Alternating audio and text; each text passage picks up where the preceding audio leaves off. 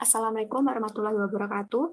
Perkenalkan, nama saya Esti Susila Handayani bersama Arsita Budi Rizky. Kami mahasiswi program studi D4 Perbankan Sekolah Vokasi Universitas Gadjah Mada. Di sini kami akan membahas mengenai subprime mortgage crisis, the failure of Washington Mutual. Dalam video ini ada beberapa pokok bahasan. Yang pertama, profil perusahaan, latar belakang kasus, detail kasus, identifikasi kasus, pihak-pihak terdampak, dan yang terakhir adalah dampak kasus. Pertama-tama kami akan membahas mengenai profil dari Washington Mutual. Washington Mutual merupakan bank simpan pinjam yang menyediakan perbankan retail dan layanan keuangan. Washington Mutual didirikan pada tahun 1889 di Seattle, Washington, Amerika Serikat. Washington Mutual merupakan salah satu bank tertua dan terbesar di Amerika Serikat. Selanjutnya adalah sejarah dari Washington Mutual. Pada tahun 1908, Washington Mutual resmi mengubah namanya menjadi WAMU atau inisial yang digunakan untuk menyebut nama bank tersebut. Semakin pesatnya perkembangan WAMU, di tahun 1980, WAMU menjadi perusahaan go public. Dan sekitar tahun 1990, WAMU beralih ke pasar sekunder pada aset hipotek subprime, sehingga perusahaan sering melakukan akuisisi. Dan pada tahun 2007, Washington Mutual merupakan salah satu bank terbesar di Amerika Serikat. Selanjutnya, di sini saya akan memaparkan mengenai latar belakang dari adanya keruntuhan Washington Mutual. Subprime mortgage crisis menjadi penyebab terkuat dari keruntuhan lembaga keuangan di Amerika Serikat termasuk WAMU. Dari definisi sendiri, subprime mortgage crisis merupakan kondisi gejolak finansial yang terjadi akibat kegagalan lembaga perbankan terhadap pasar hipotek yang berujung pada jatuhnya gelembung pasar hipotek dan juga pembengkakan pinjaman hipotek yang signifikan. Adanya gelembung pasar hipotek tidak terlepas dari peningkatan nilai rumah yang sangat pesat di Amerika Serikat pada tahun 2000-an. Tidak hanya itu juga, menurut para analis, eksesi pasar subprime mortgage di US dan transformasi aset-aset menjadi instrumen pasar sekunder turut menjadi penyebab krisis ini. Di sini kita mengenal instrumen pasar sekunder tersebut dengan nama mortgage-backed securities. Adapun krisis ini berdampak signifikan pada penurunan GDP US mencapai minus 2,6% di tahun 2009. Setelah latar belakang, di sini saya akan membahas mengenai detail kasus dari subprime mortgage crisis dan juga keruntuhan dari WAMU. Untuk yang pertama, yaitu subprime mortgage crisis, yang mana penyebab krisis ini disebabkan oleh beberapa hal, yaitu pertama, penurunan harga rumah, di mana peningkatan suplai rumah namun terjadi perlambatan pasar. Perlambatan pasar ini dirasakan sejak tahun 2005. Perlambatan ini berdampak terhadap penurunan volume penjualan rumah. Adapun US Home Construction Index pada Agustus 2006 turun mencapai minus 40%. Tidak hanya itu juga, penurunan harga rumah juga diiringi dengan peningkatan penyitaan aset rumah akibat kegagalan para debitur dalam melakukan refinancing. Kedua, yaitu dari sisi peminjam. Peminjam mengalami kesulitan dalam pembayaran kembali, sehingga hal ini berujung pada gagal bayar pinjaman. Penyebab kesulitan debitur dalam refinancing tidak lain disebabkan dengan penggambaran yang keliru atau bisa disebut dengan asymmetric information. Yang ketiga, yaitu lembaga keuangan, di mana di sini lembaga keuangan terlalu tergiur dengan tingkat return yang tinggi pada pembiayaan hipotek, sehingga mereka menawarkan pinjaman dan juga sekuritas dengan risiko tinggi yang kita kenal dengan MBS. Nah, di sini juga lembaga keuangan merasa aman karena berkeyakinan bahwa risiko dapat dilimpahkan pada investor.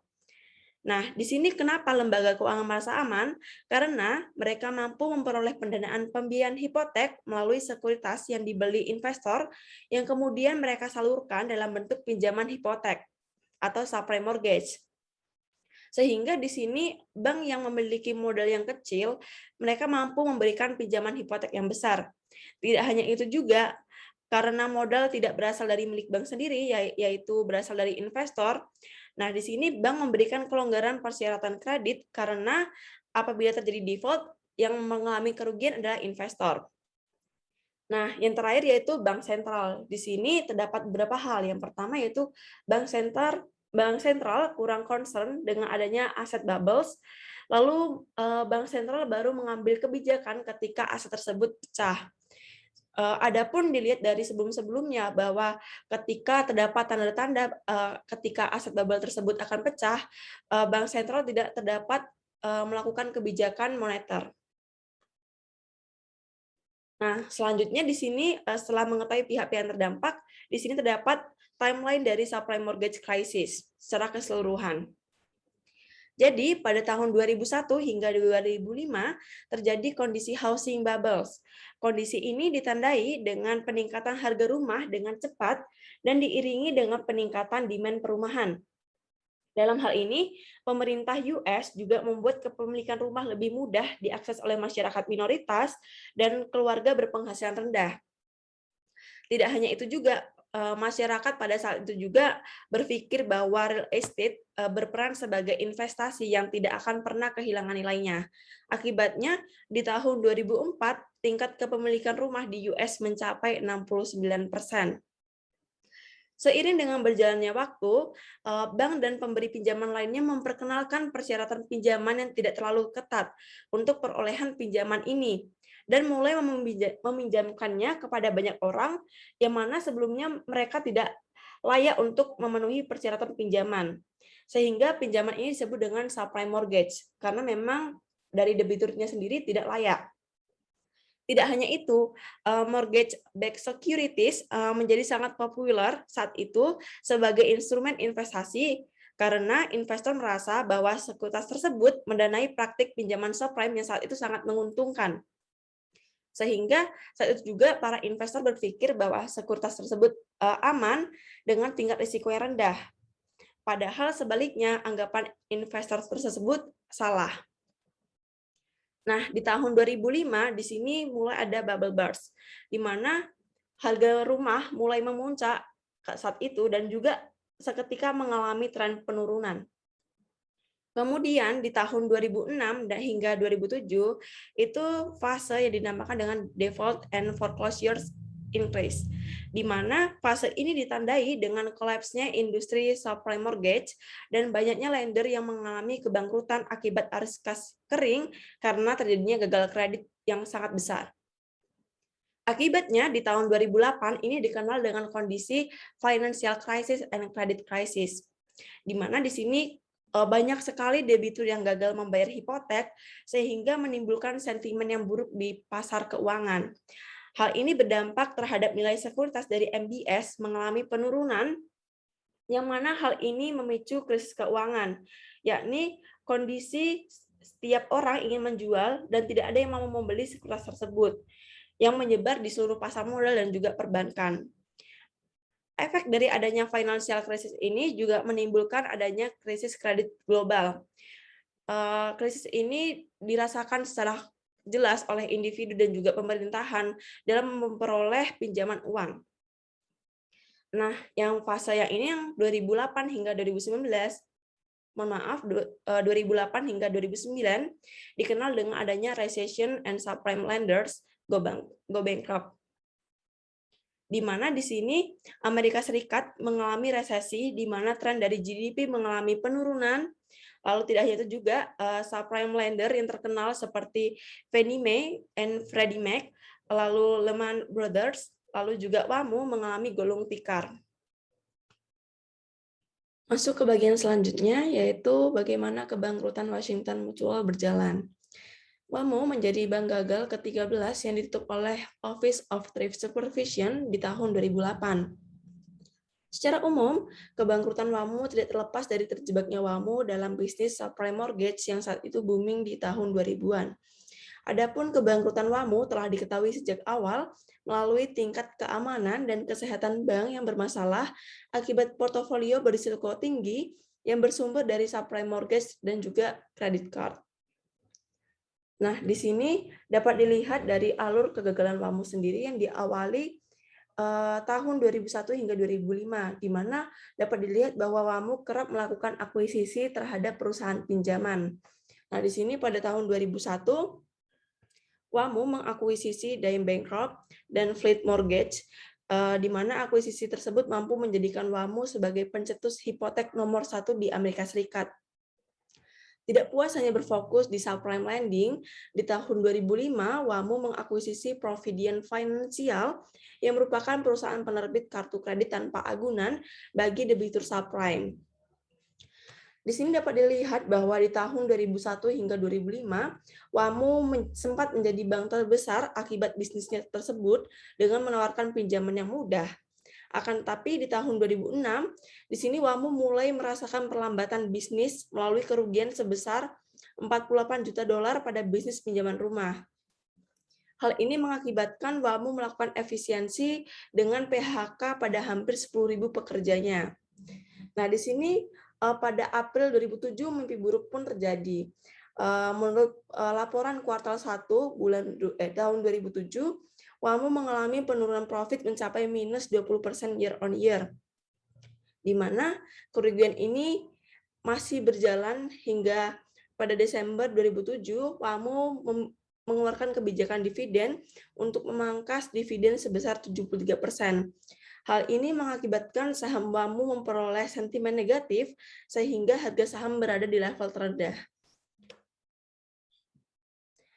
Nah, di sini kerugian terus berlanjut hingga pada 17 Januari 2008, WAMU mengumumkan terdapat kerugian di kuartal 4 tahun 2007 mencapai minus 1,87 miliar.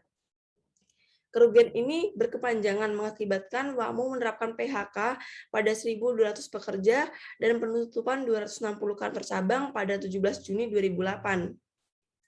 Kemudian di bulan Juli 2008, sektor finansial di Amerika Serikat mulai melemah dan harga saham WAMU semakin turun mencapai minus 35%. Tidak hanya itu, kuartal 2 kerugian berlanjut mencapai minus 3,3 miliar dolar, di mana hal ini dipengaruhi dengan kinerja yang memburuk, sehingga Killinger yang saat itu menjadi CEO dari WAMU diberhentikan pada 7 September 2008. Nah, di sini. Kemudian pada puncaknya di bulan September 2008, di sini sudah ditandai semakin banyaknya lembaga keuangan besar yang bangkrut. Hal ini mengakibatkan kepanikan investor sehingga muncullah bank run. Di mana pada saat itu WAMU mengalami tekanan likuiditas mencapai 16,7 miliar dolar dalam 1 minggu saja melalui penarikan deposan.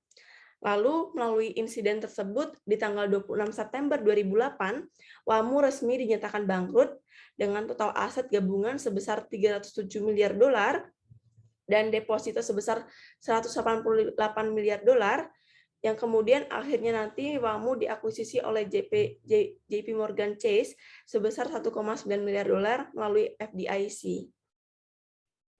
Nah, melalui garis besar dari detail kasus keruntuhan Washington Mutual pada tahun 2008 yang dijuluki sebagai kebangkrutan bank terbesar di Amerika Serikat, kesimpulannya adalah WAMU terlalu menerapkan kebijakan pinjaman yang agresif dan akuisisi yang terlalu cepat. Awalnya memang hal ini mampu membawa bisnis WAMU dalam kejayaannya. Namun seiring berjalannya waktu, portofolio aset bank memburuk dan berujung pada kebangkrutan. Setelah membahas mengenai detail kasus dari kebangkrutan Washington Mutual, selanjutnya di sini terdapat identifikasi kasus yang menyebabkan kebangkrutan WAMU. Seperti yang telah dipaparkan sebelumnya, kegagalan WAMU disebabkan dengan adanya subprime mortgage crisis dan juga penerapan strategi yang salah. Kombinasi adanya pinjaman berisiko, kontrol yang longgar, dan praktik kompensasi yang salah berdampak terhadap melimpahnya pinjaman berkualitas rendah dan penurunan rating sekuritas MBS. Di sini WAMU terlalu menerapkan strategi perluasan bisnisnya dengan pembukaan cabang secara cepat di sejumlah negara dan juga pemborosan publisitas demi menaikkan jumlah debitur di media televisi dan lainnya. Akibat strategi tanpa memperhatikan prinsip kehati-hatian, WAMU kehilangan miliar dolar akibat subprime mortgage dan membawa WAMU pada ambang kehancuran. Selanjutnya, di sini penyebab yang kedua adalah aggressive lending dan credit card. Di sini WAMU sangat tergiur dengan profit mark to market. Jadi untuk mempercepat ekspansi bisnisnya, WAMU mengakuisisi lender besar subprime mortgage seperti Long Beach Financial, Dime Bankrupt, dan Fleet Mortgage. Pada awalnya memang ketiga lender tersebut terkenal dengan standar pinjaman kredit yang longgar. Awalnya WAMU tidak menyadari hal tersebut. Nah, kemudian karena WAMU juga melakukan fokus bisnisnya pada bisnis credit card tanpa agunan bagi para peminjam subprime melalui akuisisi Provident Financial. Di sini akuisisi pada lending dan juga credit card memang awalnya sangat menguntungkan WAMU, namun seiring berjalannya waktu, mampu membawa WAMU sebagai salah satu lembaga keuangan berisiko di Amerika Serikat melalui pinjaman tersebut. Nah, yang ketiga yaitu fokus lokasi yang salah. Jadi, setelah diidentifikasi, jadi mayoritas bisnis perumahan yang dilakukan WAMU ini berpusat di California melalui Long Beach Mortgage Corporation. Sementara itu, melalui riset ini diketahui bahwa pasar perumahan pada negara bagian tersebut cukup buruk dibandingkan negara bagian lainnya. Tidak hanya itu, ketika harga perumahan turun, hal ini berpengaruh terhadap letak perumahan di California yang tidak strategis, sehingga penjualan perumahan di saat itu terjual dalam waktu 15 bulan, bahkan lebih. Sementara itu, apabila dibandingkan dengan rata-rata nasional, waktu tersebut berbeda, di mana rata-rata nasional hanya mencapai 10 bulan saja. Sehingga WAMU mengalami kesulitan dalam menjual kembali propertinya. Nah, selanjutnya di sini yaitu perluasan cabang yang terlalu cepat. Seperti yang dijelaskan sebelumnya, jadi ketika lonjakan harga perumahan dan pinjaman rumah yang kian meningkat, di sini WAMU kian memperluas bisnisnya di berbagai negara bagian dengan cepat, sehingga berhasil menjadi pencetus hipotek terbesar dan bank pinjam terbesar di Amerika Serikat.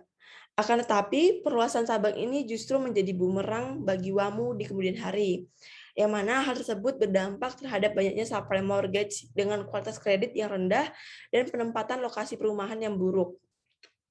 Lalu yang selanjutnya yaitu fraud, di mana setelah dilakukan penyelidikan internal pada dua cabang WAMU yang terbesar, yaitu Montebello dan Downey, dijumpai bahwa mayoritas pinjaman yang keluar berisikan informasi palsu debitur, di mana di sini para karyawan melakukan pemalsuan dokumen agar mampu memperoleh jumlah pinjaman yang banyak dan untuk mempercepat persetujuan kredit. Nah, fraud yang dilakukan karyawan itu tidak terlepas dari besaran gaji yang diperoleh disesuaikan berdasarkan jumlah pinjaman yang mereka hasilkan. Sehingga di sini para karyawan itu termotivasi untuk memperoleh kredit sebanyak-banyaknya tanpa memperhatikan kualitas dan kelayakan kredit debitur. Nah, yang terakhir yaitu efek domino kebangkrutan bank lainnya. Nah, seperti yang dijelaskan pada detail kasus sebelumnya bahwa kebangkrutan banyak sekali lembaga keuangan di September 2008 mengalami kebangkrutan. Hal ini menimbulkan kepanikan bagi para deposan WAMU dan juga para investor sehingga kondisi bank mengalami kondisi yang sangat genting. Nah, di sini dalam kurun waktu yang singkat deposan ini menarik dana mereka mencapai 16,7 miliar. Hal ini mengindikasikan terjadinya bank run.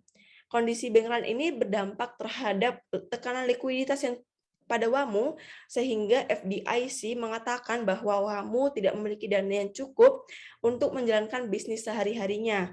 Dan keesokan harinya, pada tanggal 26 September 2008, WAMU dinyatakan bangkrut. Nah, itu identifikasi dari WAMU. Dapat diketahui bahwa memang selain subprime mortgage, memang ada faktor dari internal bank yang mempengaruhi kebangkrutan WAMU. Sehingga di sini dapat dijadikan sebagai acuan pada bank-bank berikutnya untuk menerapkan prinsip kehati-hatian dalam memberikan kredit. Akibat dari keruntuhan WAMU menyebabkan berbagai pihak terdampak. Berikut ini pihak-pihak yang terdampak akibat runtuhnya Washington Mutual. Yang pertama, pemegang obligasi WAMU. Keruntuhan WAMU menyebabkan pemegang obligasi WAMU mengalami kerugian sebesar 30 miliar dolar. Yang kedua, TBG Capital. TBG Capital merupakan perusahaan investasi Amerika Serikat yang juga terdampak dengan kehilangan seluruh investasi sebesar 1,35 miliar dolar. Yang ketiga, Deutsche Bank. Deutsche Bank merupakan perusahaan investasi dan jasa keuangan Jerman yang menggugat WAMU sebesar 10 miliar dolar untuk mengklaim sekuritas hipotek yang sudah tidak berlaku. Yang keempat, Fortis NV. Fortis NV merupakan jasa keuangan Belanda Belgia yang terjebak pada kredit perumahan Amerika Serikat sehingga menyebabkan penurunan harga saham 21%. Angka tersebut terendah dalam 14 tahun terakhir. Yang kelima yaitu Northern Rock. Dalam hal ini, Northern Rock yang merupakan salah satu bank terbesar di Inggris mengalami masalah likuiditas akibat krisis subprime mortgage di Amerika Serikat. Nasabah Northern Rock melakukan penarikan besar-besaran atau bank run akibat dari kekhawatiran krisis tersebut. Oleh karena itu, pemerintah Inggris menyuntikkan dana sebesar 2 miliar US dollar sebagai langkah nasionalisasi bank. Yang terakhir yaitu Fannie Mae dan Freddie Mac. Fannie Mae dan Freddie Mac merupakan perusahaan pembiayaan perumahan di Amerika Serikat.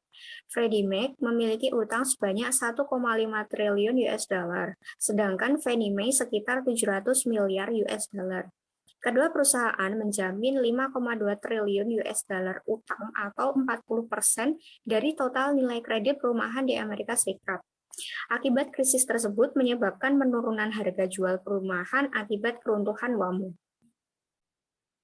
Selanjutnya adalah dampak kasus. Di sini terbagi menjadi dua, yaitu dampak keruntuhan WAMU dan dampak krisis subprime mortgage. Yang pertama, dampak keruntuhan WAMU. Runtuhnya WAMU terlihat pada ditutupnya sejumlah lini bisnis serta melakukan pengurangan karyawan sebanyak 3.000 karyawan. Selanjutnya, rating kredit WAMU pun menjadi berkategori rendah, yaitu junk. Dan para investor pun mulai menarik dananya hingga 16,7 miliar US dollar pada bulan September 2008. Dan diperkirakan WAMU menderita kerugian akibat kredit subprime mortgage sebesar 19 miliar US dollar. Akibat dari krisis subprime mortgage menyebabkan dampak pada perekonomian dunia. Krisis likuiditas sebagai salah satu akibat dari krisis subprime mortgage pada tahun 2008. Kondisi ini menyebabkan menurunnya kepercayaan investor akibat sulitnya menentukan di mana investor akan menaruh dananya pada bisnis yang aman. Selain itu, krisis solvabilitas juga memukul langsung industri perbankan. Bank tidak cukup mempercayai calon debitur untuk meminjamkan dananya kecuali melalui syarat yang cukup ketat. Setelah lembaga keuangan Lehman Brothers dan WAMU runtuh, menyebabkan panic selling dan berdampak pada jatuhnya indeks harga saham di berbagai pasar modal. Selain itu, dampak tersebut juga memicu naiknya harga komoditas dunia seperti jagung, kelapa sawit, minyak, hingga barang tambang. Dampak tersebut juga dirasakan di berbagai negara seperti Amerika Serikat, Inggris, serta China. Di Amerika Serikat, krisis subprime mortgage menyebabkan anjloknya dolar Amerika Serikat terhadap euro menjadi 1,4967 US dollar. Selain itu, pada tahun 2008, bursa saham Amerika Serikat mengalami fase bearish atau mengalami pelemahan. Dampak tersebut juga memukul sektor impor maupun ekspor. Pada negara Inggris, terlihat bahwa lesunya aktivitas pasar perumahan sebagai imbas dari tingginya harga rumah yang pada saat itu diakibatkan oleh krisis kredit subprime. Selain itu, utang negara menjadi membengkak dan kurangnya investasi yang masuk serta suku bunga yang rendah menyebabkan banyak perusahaan di Inggris mengalami penurunan produktivitas. Di negara Cina juga memicu inflasi akibat tingginya harga komoditas dunia. Dalam upaya pemulihan ekonomi, pemerintah Cina membuat paket stimulus kebijakan senilai 585 miliar US dollar. Cina juga melakukan kebijakan insentif pajak dan menurunkan tarif pajak di hampir semua komoditas ekspornya, serta menaikkan tarif rabat pajak. Adanya kebijakan tersebut memiliki pengaruh besar dalam perekonomian di Cina. Akibat dari krisis subprime mortgage juga berdampak pada perekonomian Indonesia. Dampak tersebut antara lain banyaknya investor asing di Indonesia yang mulai menarik dananya. Selain itu, terdepresiasinya nilai tukar rupiah terhadap dolar Amerika Serikat hingga mencapai 12.151 per US dollar. IHSG pun juga mengalami penurunan tajam hingga mencapai 1.241 dari 2.688. Pertumbuhan ekonomi juga menurun dari 6,06% menjadi 4,55% di tahun 2009. Selain itu juga naiknya harga komoditas dalam negeri. Dapat dilihat bahwa grafik pertumbuhan IHSG tahun 2007 hingga 2011 mengalami fluktuasi. Akibat krisis subprime mortgage menyebabkan IHSG mengalami penurunan dari 2.688 menjadi 1.241 secara year on year. Penurunan IHSG tersebut sebesar 46% akibat dari krisis keuangan global tersebut. Dapat dilihat bahwa pertumbuhan IHSG pada tahun 2008 merupakan IHSG terendah selama tahun 2007 hingga 2011. Pada grafik pertumbuhan ekonomi, terlihat bahwa di tahun 2009 Indonesia mengalami penurunan pertumbuhan ekonomi dari 6,06% menjadi 4,55% pada tahun 2009. Dampak tersebut akibat dari naiknya harga komoditas dalam negeri, terutama pada harga minyak yang menyebabkan inflasi sebesar 11,06%. Selain itu juga menyebabkan penurunan daya beli masyarakat yang memicu perlambatan ekonomi. Dampak selanjutnya adalah dampak pada perubahan regulasi, di mana pada hukum Basel II, rasio kewajiban modal sebesar 4% tidak cukup kuat dalam menghadapi kerugian yang diakibatkan oleh krisis. Selain itu, dalam mengukur risiko aset, tanggung jawab tersebut diberikan kepada perusahaan pemeringkat yang sangat rentan terhadap konflik kepentingan. Oleh karena itu, the Basel Committee of Banking Supervision atau BCBS membuat kebijakan baru yaitu the New Basel III Capital and Liquidity Requirements. Basel III dicetuskan bertujuan agar perbankan global lebih kuat dan siap terhadap guncangan maupun gejolak ekonomi sehingga krisis keuangan global di tahun 2008 tidak akan terulang kembali. Dampak terakhir yaitu dampak perubahan preferensi timbulnya finansial teknologi. Adanya krisis subprime mortgage memberikan peluang bagi industri finansial teknologi sebagai solusi pemulihan ekonomi. Selain itu menyebabkan inovasi pada fintech dengan lahirnya crowdfunding, peer-to-peer lending, hingga pembayaran secara online. Dan pada tahun 2008 muncul Bitcoin sebagai salah satu alternatif investasi dan penggunaan mobile banking. Sekian presentasi dari kami. Apabila ada kesalahan kata mohon dimaafkan. Wassalamualaikum warahmatullahi wabarakatuh.